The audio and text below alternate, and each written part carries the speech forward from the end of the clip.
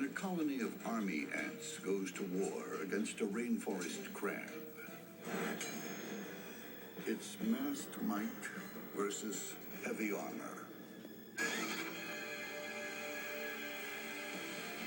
If you're a rainforest bug, few sights are more terrifying than a colony of army ants on the march.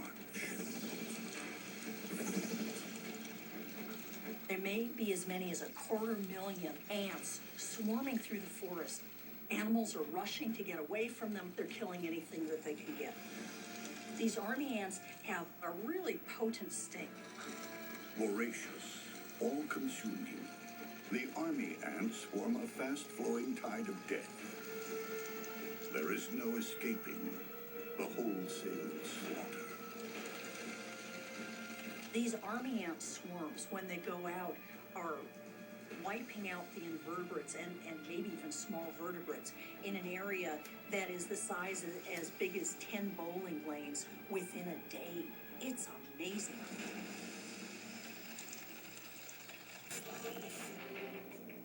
Every army ant is equipped for war, with weapons front and rear. A needle-sharp sting stabs repeatedly, injecting paralyzing toxins. Sharp serrated mandibles cut and crush. Individually, they are formidable fighters. Working together, they're more than a match for much larger prey. A seething mass swarms over the victim, delivering death by 1,000 cuts. With each battle won, fresh meat is ferried back to the nest. They've got this huge colony, and a queen who may be laying 50,000 eggs a day. Ants are going out in foraging swarms, collecting live prey, which they tear apart and then carry back to feed to these carnivorous larvae.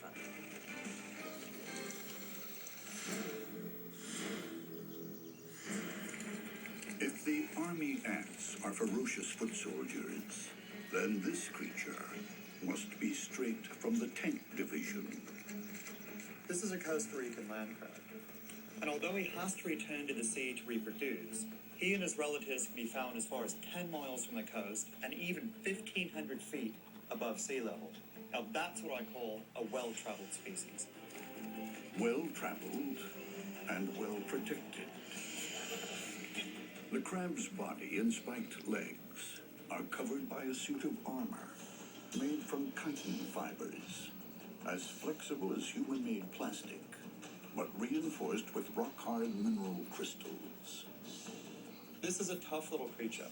He's got 8 walking legs with sharp, hardened tips, a heavily armored body that's really difficult to penetrate, and a set of pinchers that can really inflict some damage on a pesky predator. Massive, bulging pincers are a surefire deterrent to would-be predators. The claws are used for digging, as well as manipulating food and tearing it apart. The mouth parts are very adept at cutting, but they're not used as a weapon. That's left to the pinchers and the spiky feet.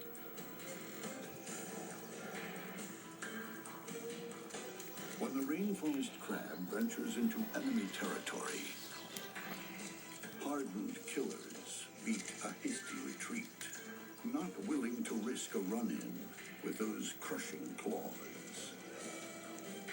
This foray in the leaf litter will put it in the path of an oncoming storm. The army ant swarm. But what happens when the tank on legs clashes with a rampaging infantry regiment? Next, monster claws versus murderous mandibles. Then, the ancient slime sprayer meets the impaler. And later, ultraviolence in the rainforest.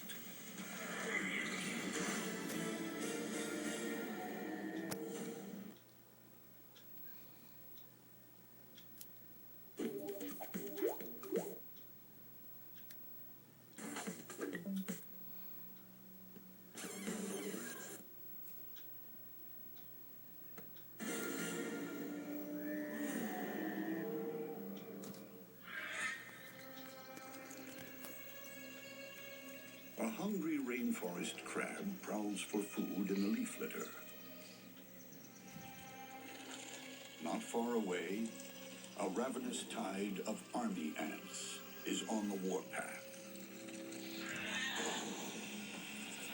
The army ants attack with savage mandibles and stings full of paralyzing toxin. The rainforest crab relies on heavy-duty armor and massive claws. Who will emerge victorious? Army ants really don't care how big the prey is. They're basically willing to take anything that they can bring down. And this is because they have an awful lot of hungry mouths to feed back at the colony.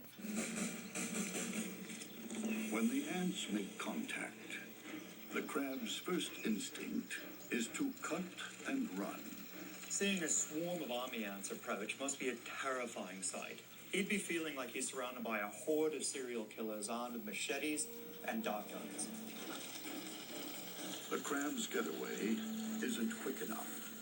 More warriors enter the combat, biting the crab's exposed eyes, looking for a way past the armor to the sweet flesh beneath. Once these army ants have breached the shell, they're able to open this crab up and get the meat out. Overturned and overrun, the crab claws at its attackers. But against such small enemies, those huge pincers are clumsy and ineffective. The army ants concentrate on joints in the crab's shell.